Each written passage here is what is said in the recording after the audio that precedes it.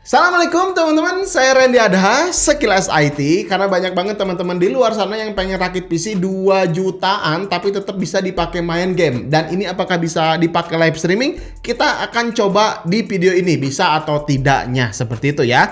Dan tentunya kalau misalkan rakit PC 2 jutaan seperti ini, ada yang baru, ada yang second juga. Seperti itu ya. Budgetnya 2,5 juta, ini belum termasuk ongkir. Kalau misalnya kalian di Jakarta, di Bandung, Surabaya, Medan, Makassar, Sulawesi gitu kan. Nah, itu beda lagi ongkirnya. Di sini tentunya saya akan memilih komponen Intel generasi 1 ya, generasi lawas ya.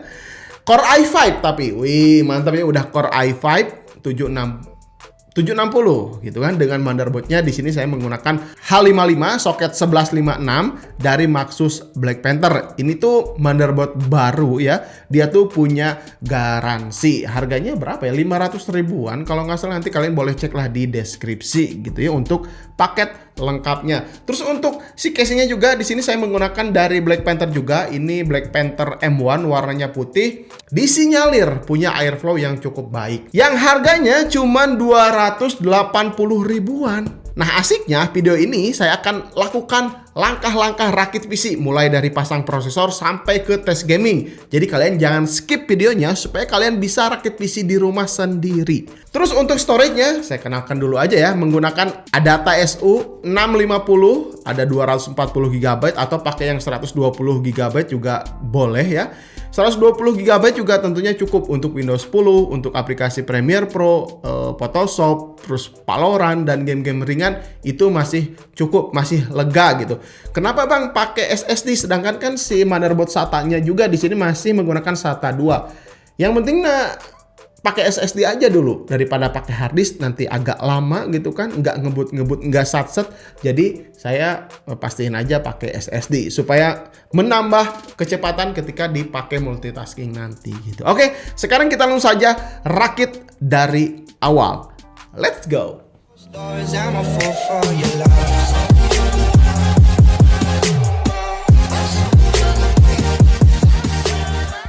Pertama-tama, kalau saya rakit PC, dites dulu di luar casing, supaya kalau ada kendala, lebih gampang cari dan atasi kendalanya. Oke, sekarang pasang prosesor, ini jangan takut salah ya, karena sudah ada lubang soketnya. Tinggal samakan saja soketnya ini, arahkan saja. Kalau tidak pas, berarti salah posisinya. Kalau sudah pas, nah ini baru benar posisinya. Di sini saya pakai cooler bawaan, tinggal masukin aja kaki yang warna putih yang pertama ya ke lubang motherboard, lalu di bagian atas cari pengunci yang sejajar. Setelah itu tekan ke bawah sampai bunyi trek, ini udah otomatis terkunci. Tapi sebelum itu kasih pasta dulu ya si prosesornya. Lanjut pasang memori RAM DDR3, sama aja sih, tinggal pasin soket, lubang RAM dan slot motherboard. Jika sudah pas ya, tinggal tekan si memori dari bagian atas sampai pengunci di bagian atas dan bawahnya ini klek tertutup. Setelah itu pasang power pin 24 dari PSU. Jangan takut kebalik, kalau soketnya tidak masuk jangan dipaksa, berarti itu salah. Ada cirinya kok, gampang lah ya. Begitu juga dengan pemasangan pin PSU yang ada 4 pin di mobonya. Tinggal tancap ya salah satu aja, tuh kayak gitu.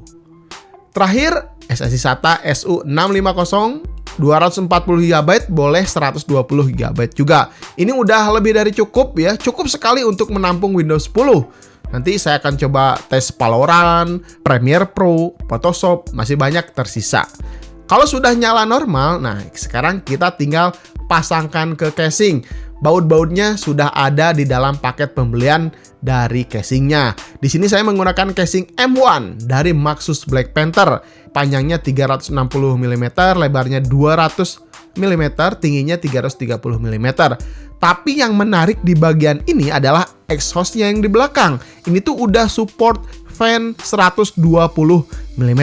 Di bagian depan casing ini support 2 kali 120 mm. Untuk airflow-nya sudah diberikan yang terbaik untuk casing ukuran seperti ini. Nanti kita akan tes ya.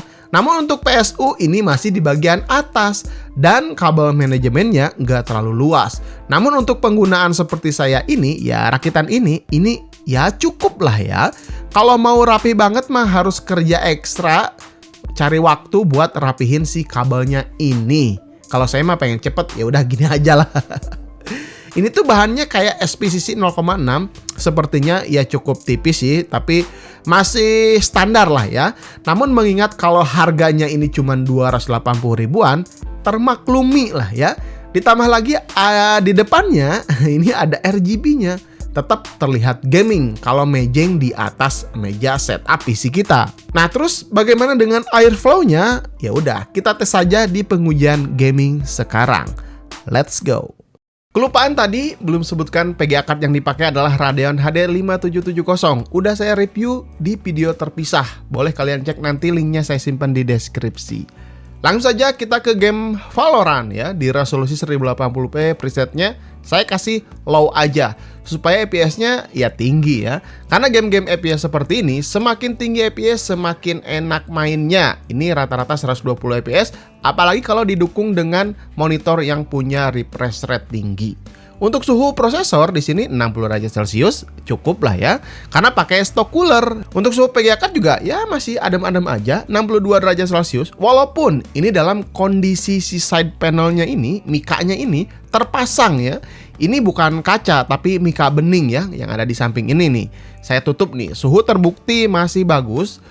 Kalau masalah konsumsi daya ya lumayan cukup besar ya untuk performa yang dihasilkan. Namun balik lagi, ini kan teknologi lawas, harganya juga murah lagi. Ya seimbang lah ya.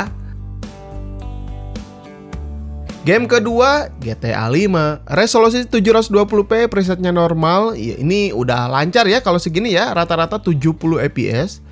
Suhu juga masih di 65 derajat Celciusan, ini naik turun, kayaknya masih aman lah ya. Kemarin saat pengujian saya tes main game 24 jam juga tidak ada kendala apapun. Antang-antang aja, nggak nge-restart, nggak nge-hang gitu. Terus game-game lain seperti Street Fighter, Tekken, Dota 2, Point Blank, Genshin Impact udah pasti dijamin lancar. Dipakai multitasking juga aman ya, oke-oke aja. Misalkan nih dipakai daring untuk sekolah, untuk kuliah, nonton YouTube, Zoom, jelas nggak ada masalah, lancar. Terus kalau dipakai editing gimana? Nah, di sini saya coba pakai Premiere Pro tapi yang 2015 ya, ringan nih. Ini masih bisa, cuman editingnya ya ringan-ringan aja gitu. Buat latihan mengenal software editing ini bisa lah. Cuman pas render aja harus sedikit bersabar sambil ngopi karena lama. Ngedit foto di CS Photoshop 2015 tentu bisa. Ya kayak gini mah masih ringan-ringan aja. Kalau tes streamingnya kapan bang? Siap. Oke teman-teman, ini kita coba streaming main Valorant, resolusinya 1080p low. Di sini memang yang tersisa banget adalah si prosesornya. Jadi malah jadi patah-patah gitu. Padahal ini Valorant sekelas game ringan, namun tetap kurang worth it lah kalau misalkan PC seperti ini dipakai untuk live streaming. Rasa kenyamanan ketika live streaming tuh ya nggak dapat, jadi nggak menikmati lah kalau kita live streaming. Oke teman-teman, bagaimana menurut kalian setelah tadi melihat performa si rakitan PC 2,5 jutaan ini? Ada campur second, ada barunya juga gitu. Menurut saya sih banyak kelebihan dan kekurangannya juga. Salah satunya dari kabel manajemen, ini nggak terlalu rapi. Kalau kalian pengen rapi tentunya harus pakai casing yang lebih besar, power supply-nya di bawah, dan kabel manajemen bisa di bagian belakang. Jadi terlihatnya tuh jauh lebih rapi. Tapi ada juga yang nggak masalah, power supply-nya di atas seperti ini, yang penting ada RGB-nya gitu. Udah, itu cukup. Itu yang pertama. Terus yang keduanya, untuk fitur dari motherboard H55 Black Panther ini sangat minim sekali ya. Salah satunya yang di sini tuh pin untuk cooler ya, untuk fan cooler cuma ada satu. Jadi solusinya kalau misalkan mau tambah fan seperti ini di belakang, ya harus pakai yang menggunakan soket molek. Jadi nanti moleknya atau powernya dari molek power supply seperti yang saya pasang di sini. Oke, terus untuk memori RAM-nya, nah tadi yang di awal saya pasangkan memori RAM Corsair ini, ternyata banyak kendalanya teman-teman. Ada blue screen gitu kan. Terus ada beberapa hang juga. Ternyata ketika saya udah ulik-ulik ternyata memori RAM-nya ini yang ya memang udah kurang bagus. Ini memori RAM punya saya dulu ya, bekas warnet masih ada. Ketika ditancap di sana performanya kurang bagus. Di sini saya beli yang 4 GB, terus saya punya lagi yang 2 GB. Makanya di sini memori RAM-nya tuh 4 plus 2, 6 GB saja. Terus untuk power konsumsinya ya lumayan lah, nggak terlalu tinggi juga ya, karena performanya juga yang nggak terlalu tinggi. Ya untuk ukuran rumah pakai 900 watt itu udah lebih dari cukup gitu kan dipakai si PC ini. Kemarin saya coba tes banget ya 24 jam non-stop gitu kan main Valorant. Ini nggak apa-apa, normal, terkendali ya, nggak ada overheat, terus air flow-nya juga cukup bagus. Oke lah, mungkin gitu aja. Kalau kalian punya saran dan kritik silahkan tinggalkan saja di kolom komentar. Nanti saya akan simpen di deskripsi, ada Shopee-nya, ada Tokopedia-nya, boleh cek kalau misalkan mau beli di sana. Chatting aja sama adminnya, request apa yang kalian mau dan kalian suka gitu kan. Di saya mah ya cuman segini aja. Sampai ketemu di video berikutnya. Saya Randy Adha, Sekilas IT. Assalamualaikum warahmatullahi wabarakatuh. Salam teknologi.